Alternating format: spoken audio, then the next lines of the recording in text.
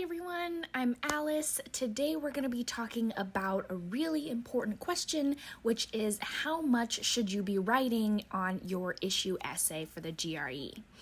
Now, if you don't know already, there really are no hard and fast rules about the essays at all. So this is really just a suggestion, but one thing that you should know for sure is that one paragraph is not enough. If you are looking to get anything higher than a 3, being a 4, 5, or 6, you have to have different parts of your essay be able to explain your reasoning, tie your reasoning back to the prompt, and really give diverse information. So today we're going to be going over a lot of that. And what the purpose of the issue essay is really to look at how you make an argument, how you can come up with evidence, how you can state your reasoning, and then how you can try to convince the reader of your viewpoint. It's not really about what argument you're trying to make. Now, if you look at the rubric for the issue essay, you can see that in order to score a 6, which is outstanding, there's really not a lot of specific information. Here, it just says that you have to articulate a clear and insightful position on the issue in accordance with the assigned task, that you develop the position fully with compelling reasons and persuasive examples. You sustain a well-focused, well-organized analysis connecting ideas logically. You convey ideas fluently and precisely using effective vocabulary and sentence variety. And you also demonstrate superior facility with the conventions of standard written English, meaning grammar, usage, and mechanics, but minor errors are okay. I think here, as you can see, it's really about how you use examples, how you explain them, and how you connect all of the ideas that you have logically. If you want to know more about the specific structure of how you can put together your argument and your paragraphs and the whole essay, I do have a video on that I'll put in the cards. So the whole point of this video is to show you how and why one paragraph is not enough. And this is an essay example that I received for my private tutoring, which I'll have more information about below and at the end of the video. The prompt is this: governments should place few, if any, restrictions on scientific research and development. My student sent me this one paragraph response, and it said, "It is important to understand the importance of restrictions. Without laws and regulations that imply restrictions on all, people would do what they want all the time. Not having restrictions at all in this world can raise many chaotic and dangerous situations in our society. Just imagine if there weren't restrictions on traffic lights. How would people drive safely trying to get from point A to point B?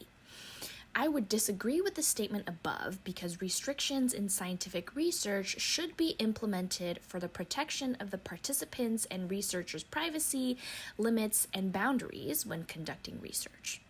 If the government places restrictions prohibiting certain activities, this may create a more safe environment, avoiding avoidable accidents that would be caused for not having restrictions. Some examples that can be avoided would be people feeling unsafe, time restrictions, and unethical experiments."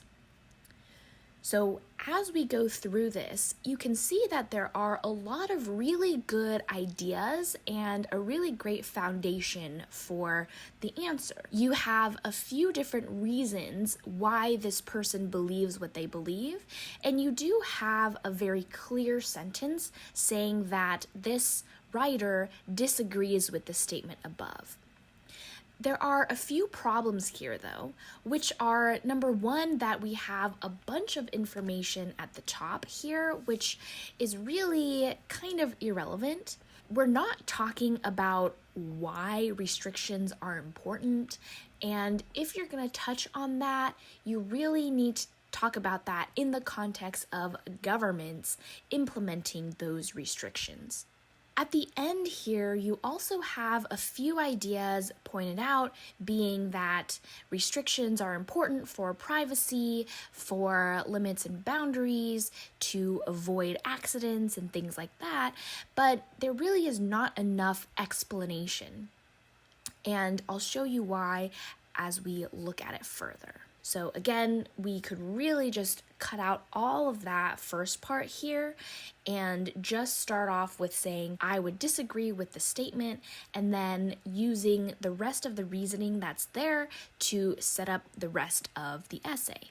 This by itself is not enough. So what you want to do in an essay introduction for the issue essay, and I actually have a full video on this, I'll put that in the cards as well.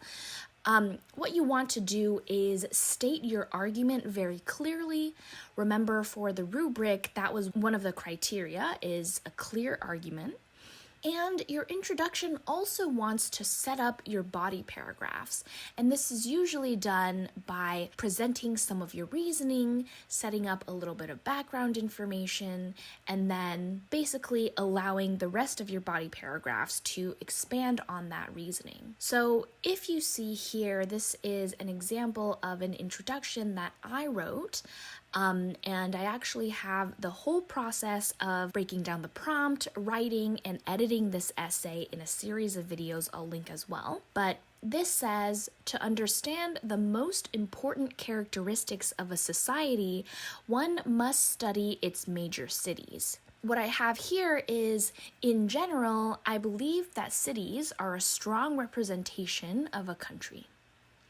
By studying the complex components of cities, one can gain a general yet nuanced understanding of how countries are constructed, what values they hold dear, and how they try to improve and grow with their citizens. And what you can see is that this first sentence is really stating my position. So it's very clearly saying that, yes, I agree with the prompt. And I don't say exactly I agree. You can, or you can sort of use some different wording, but the idea is the same. Once you see that sentence, you know exactly where I stand. And then I only have one other sentence here, but it does set up your expectations for the rest of the essay.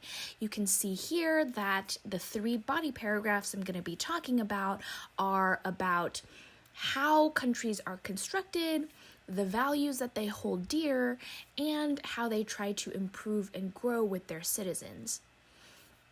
Now, of course, there is flexibility in how you write an introduction and how you develop your argument, but this is a very simple, straightforward way to introduce what you're trying to argue. So, stating what it is that you believe, and then setting up your arguments for the rest of your body paragraphs. Now, when you get to the actual body paragraphs, you have a few things that you definitely want to do.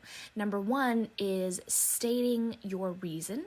So the 3 reasons that I mentioned in my introduction, each of those would be a separate body paragraph. For each of those, I would also usually write up an example or 2.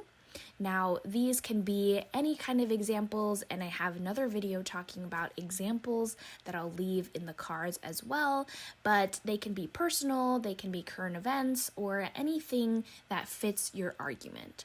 You then want to make sure that the relationship between the example and the reasoning is very clear. So if I read the example, I understand how that relates to the reason, and I see why that supports your reasoning.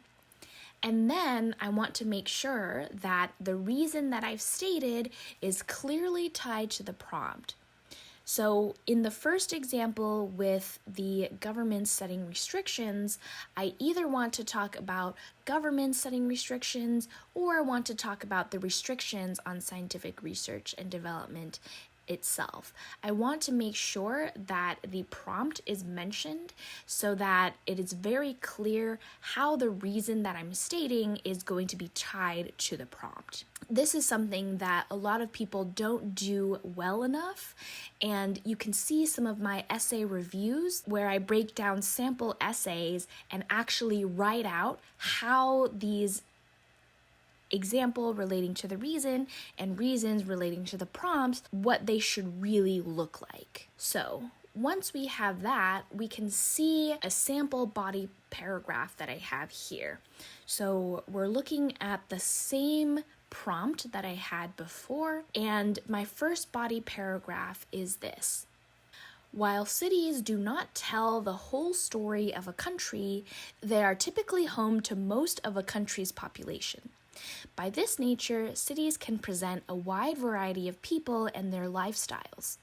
Families, single people, older people, politicians, and even many powerful institutions often take hold in a city and contribute to them. By studying not only the variety of people that live and work in a metropolis, but also the interactions between them, one can gain an idea of daily life and intangible practices such as social norms, power dynamics, and political workings. These are crucial aspects of a society that need to be understood. So, breaking down this paragraph a little bit, we can see that each of the sentences plays a role, like I mentioned before. So, the first two sentences here are really presenting the reasoning that I had. So this paragraph centers on the fact that cities have most of the country's population and that there's a lot of variety in the people that live in them. You also have here my listing of a few different examples of people and institutions that live in them. So even though this is not your traditional example, you do have a few different ideas of who it is that I'm talking about with the population. And then this next sentence is super important because I actually explain why it is that you want to look at all of these different types of people and populations. And here you can see that I not only talk about why it's important to study them, but also what it is that I can learn from them. Specifically, I can get an idea of a country's social norms, power dynamics, and political workings, of course, among others. And this last sentence is really crucial as well in the green, because what I do here is I basically explain why it is that that's important. Social norms, power dynamics, and political workings are important because they are crucial to understand a society.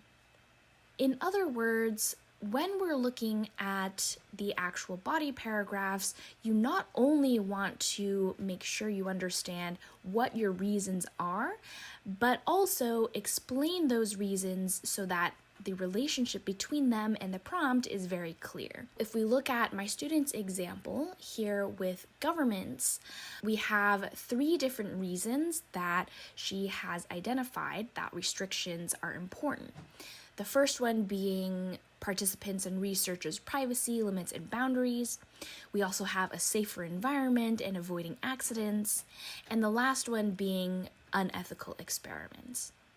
Now, what you want to ask yourself as you start to develop these into your body paragraphs is something like this. And these are some ideas of what you could ask yourself. In the body paragraphs, you would want to ask, why is it important? Why are things like privacy, limits, and boundaries important to consider? Why should the government be responsible for placing these restrictions? Can't scientists just restrict themselves? Or don't they just know where the limits are to begin with? And then you can also think about this from the opposite point of view, which is what some people think of as unethical, other people could think of as restrictions totally limiting progress, which is definitely not what you want to do. So you have kind of an idea of progress versus ethics. these are ideas that you can continue to explore in the rest of the body paragraphs, and make sure that you talk about what I mentioned with what the body paragraphs should be describing. So again, I will end with the information that is really important to have in body paragraphs. You want to state your reasoning, you want to give an example, and then you want to tie the example to the reason and the reason to the prompt. And that's why you have to have more than one paragraph, so that you're able to really develop your ideas fully, or at least a lot more than if you tried to cram everything into one singular paragraph. So hopefully that was really helpful, and if you would like a little bit of extra help, I do offer private GRE tutoring. The way that it works is totally dependent on what it is that you want to work on, whether it's writing, verbal, and or quantitative. We come up with a custom study plan and session agendas, and we can work on all kinds of content or example questions with content review and introducing different study sources and materials. I do have a ton of flexible scheduling and payment options, and one of my former students said, being out of school and haven't written any type of essays over 5 years, she patiently worked with me and got me back to speed. Alice is very personal, and her tutoring sessions were very productive and professional. If you'd like more information, you can check the pinned comment or the description down below. Thank you so much, and good luck on your GRE. I'll see you next time. Bye!